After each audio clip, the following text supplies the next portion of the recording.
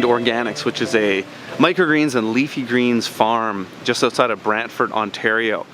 And this is an operation that's been going for 9 years. They sell at a variety of different markets. They're selling at multiple farmers markets, sell at 40 different retailers. They've got great branding. It's a wicked farm, and they're doing some stuff that I thought that has been actually quite surprising to me as I've toured around the operation. Two things popped to mind right away is they actually reuse their microgreen soil, and I've never seen an operation do that before. Not to say that they don't exist, but I've never seen it. So I was really surprised to see that. And they plant their pea seeds dry, which I was surprised to see as well. The only thing that they soak are sunflower.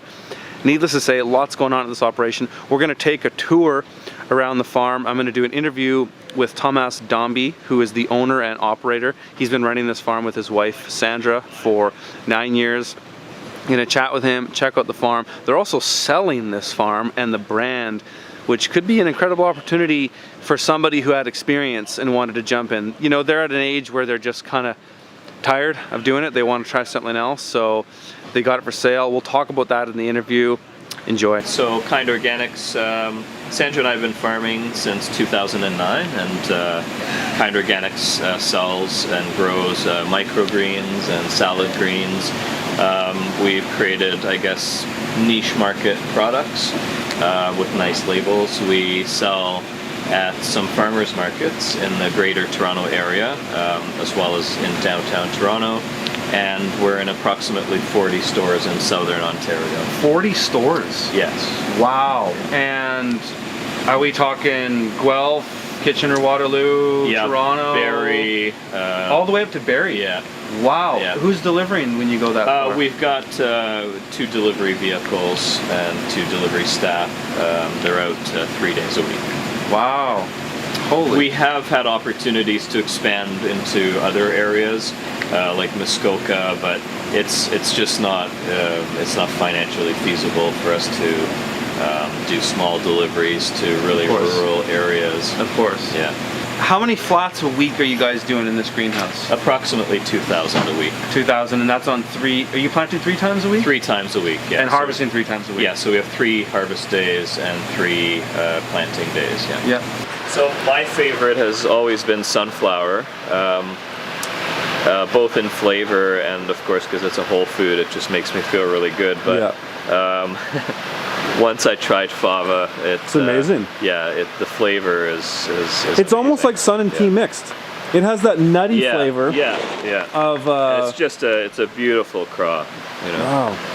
Yeah. Do you get those from mums? We do get them from mums. So I'm kind of curious on the lineage of this, of Kind Organics. So where you are today as to where you were, is it 9 years you've been in business? Yeah, it'll be 9 years this July. So in 2009, I decided I wanted to farm. I went through panic attacks being in real estate, and changed my diet to mostly raw food. Started growing microgreens for myself, and did a little bit of volunteer work at some other farms, and visited some farmers markets, and realized, oh my God, I could, you know, potentially make a career out of something I love to do, something I'm doing for myself. And I've always been, you know, doing backyard gardening or balcony gardening. So was it real estate you were in? You were a realtor? Yes, yeah. I went into real estate thinking I would make $1 million and then buy a farm and live happily ever after. But in fact, we emerged out of real estate with an $80,000 debt. Well, credit shot. So the only way that we could start farming was to rent some land, and then fairly quickly I realized, well, we'd need to live there. So we started looking for a small residential property that met the criterias of being able to be a certified organic farm. I took some courses, workshops with Farm Start, and realized the importance of infrastructure as distinct from just getting a vacant, 1 acre with no buildings, no electricity, no running water, and just how difficult that would have been. So, so I kind of knew what to look for, and in the meantime, we started some plants without having found a place yet in my dad's backyard in a my sister's backyard at my dad's apartment, in a very small, like 6x8 greenhouse, and just filled it, started seeding everything under the sun. We kind of thought initially that we would grow all kinds of heirloom varieties of everything. I think every market grower's gone through that. Yeah, and then you realize, well, you're good at some things, you're not good at other things. Certain things work out, certain things don't. Also, you go to farmers markets and you realize, oh, everyone's selling this and everyone's selling that. You are not allowed to sell certain things because some farmers are making their yearly income exclusively on, say, tomatoes or tomatoes and peppers. So we just kind of fell into this niche market, I guess, of microgreens and salads, which we were doing and we were, eating. So we were inspired on a personal level to share that with the world. Do you reuse your soil? We do, yeah. You actually reuse the soil? It just gets better and better. Get out of here. I mean, if you think about the microgreen production, there's 3 cover crops that we're growing for microgreens, right? Buckwheat, spring wheat, and pea shoots, and all of those are nitrogen fixtures. Yes. And as the roots break down, they add a lot to the soil. And unlike composting, leaf matter or other debris or food, which can take a year or two in our climate to break down, root mass breaks down very quickly, like 6 weeks.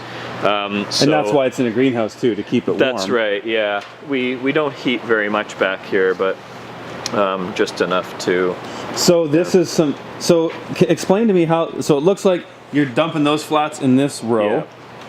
Then does that sit for a period and then you just basically reuse it? So there are 6 ends, like 2 ends to each composter.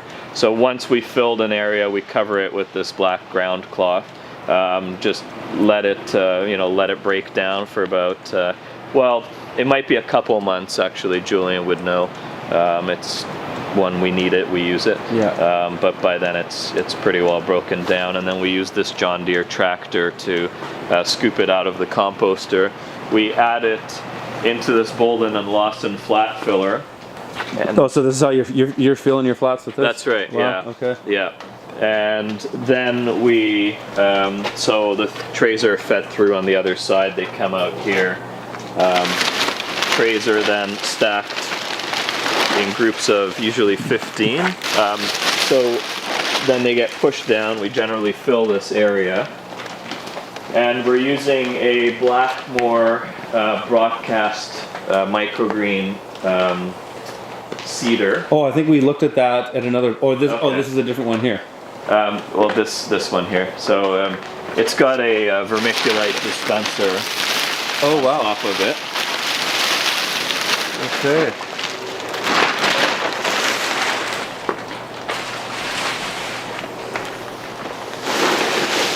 Yeah, and then that's the seed. It would be nicer if we, cleaned it. Yeah, if we had more time, or if you came at another time, because tomorrow, for example, like we have harvest days and we have planting days. So on planting days, you would see this aspect of the production, but today it's all about harvesting, washing, drying, packaging. Yeah. So this is like an extra hopper. So you put extra seed in here, and it's a magnetic, I guess, vibrating unit that makes the seed kind of come down, and it goes onto the trays. I notice you have pea seed here. Are you able to actually seed the soaked seed with this? No. Okay. No. The only seed that we're soaking right now is sunflower. You're not soaking your pea seed? We're not. You plant it dry? Yeah. Wow. So yeah, when you go up in production, like initially we were soaking everything. Of course. Yeah. But when you go up to this level, you can't. You got to cut corners. Yeah. Wow. Yeah. The greens harvester that you got here behind us, that must be saving you an incredible amount of labor. Yeah, and time. Yeah, definitely. Because Julian was saying you guys were harvesting with scissors before. We were, which was about 30 seconds a tray. Okay, that's not bad. Well, when you're really good, a couple of years in, right? Yeah. When you're really good and you're really giving it, which is, you sort of learn too that it's unsustainable. Like the body is unsustainable in that kind of like just go, Yeah. 30 seconds a tray like you're a machine, Yeah. moving with scissors, and eventually, the hands start to hurt a bit. Oh, yeah. $10,000 a month in seeds? That you got about 10,000 a month. a skid and a half to 2 skids Wow. from mums a month. And I mean, for field crops, I mean, I used to go through, if I went through 10 pounds of seed in a 5-acre lot, I don't even think I went through 10 pounds. That's not possible. Yeah. No, not at all. 10 pounds in here is nothing. It's a drop in the bucket. But here, there's no weeds. Yeah. There's no weeds, there's no weather extremes. Well, you still have other conditions. I mean, you have humidity factors, Yep. low light conditions, give rise to mold. Yep. You have a lot more pest management to be mindful of. Yep. Heating costs. Yep. Cooling in the summer. If it's 25 outside or 30 outside, it's 45 in here, and it's 100% humidity. Do you put shade cloths? I see. Yeah, these actually close. Okay. It does provide some insulation at nighttime. In the winter, it reflects the heat down. Yeah. And it also insulates. So do these close up at night? They do, yeah. We close them. Yeah. Oh, okay. It's a flick of a switch over there, actually. Oh, okay. That could be automated, but we haven't invested that. Right. So you guys are actually selling this farm. It's on the market. Yes, we're selling Kind Organics, and we also have the farm listed separately for sale. Okay, so you're selling the whole brand, everything. Yes. If somebody were to buy, so you got the real estate deal as a separate thing. So I guess if somebody were to buy this farm, what are they buying? All the greenhouses and infrastructure and all that? Yeah, I mean, anything brand? that's attached. Well, the brand is separate, like Kind Organics as a business that sells and grows microgreens and salad blends is separate from the real estate. Yes. Yeah, I mean, this wouldn't necessarily be good for somebody who's just starting up to buy Kind Organics. It would be somebody who already has a greenhouse and maybe is looking to get into the microgreen business, or they're wanting to expand upon previous experience of growing microgreens. Yeah. I think the opportunity to go national and then into the U.S. Is there. Kind Organics has come to a point where it needs to expand, and that opportunity is there for it to go even larger. Yeah. But after 9 years of Sandra and I doing this 7 days a week, and as we're now, I'm 42, she's 39. We're just getting to a place where we're you wanting have the steam explore. to push it. Yeah, well, it's a choice point, because once you get investors and you're committed for the long run. And there's a lot of other interests that Sandra and I have that we've been pursuing a little bit on the side, and we'd like to see it come into the forefront. And we would love for this to continue. I mean, I think with the help of many people, we've built a beautiful thing, and I would like to see it continue. How much crew do you think it requires to run this farm as it is right now? If somebody were to buy this and come and say, let's say I wanted to buy it. I'm an experienced grower, I could come in and make this happen. How many people would I need full time to make this? Sure. So currently there's 12 people working. 4 of those are part-time. They're 3 days a week. So there's at any given time, around 8 of us working 5 to 6 days a week, with the exception of Sandra and I. We tend to work another half a day on Tuesdays, which is the only day off that we would have. If more efficiencies were put into place, I mean, it really depends. Like if business was to increase, you're going to have to get more people in, or you're going to have to work longer hours. Actually, while we work, 6 to 7 days a week, 3 of those days are 9 to 4. the other 3 days are longer because they're harvest days. I mean, we finish when we're done packaging all the And orders. is that when you need the part-timers to come in as on the packing days? Yes. Yeah. And as well as for deliveries. Right. Yeah. 'Cause deliveries are 2 to 3 days a week. Okay, and, Yeah. and do you have people that are specific delivery drivers, like that's their job? We do, and then we have some market staff down in Toronto who live there, who help great. us there. So Yeah. you show up with the product and then they set it up Yeah. and run with it? Yeah. Yeah. Okay. Well, that's Kind Organics. Hope you guys have found that helpful. I'll leave all of Thomas in Kind Organics information below.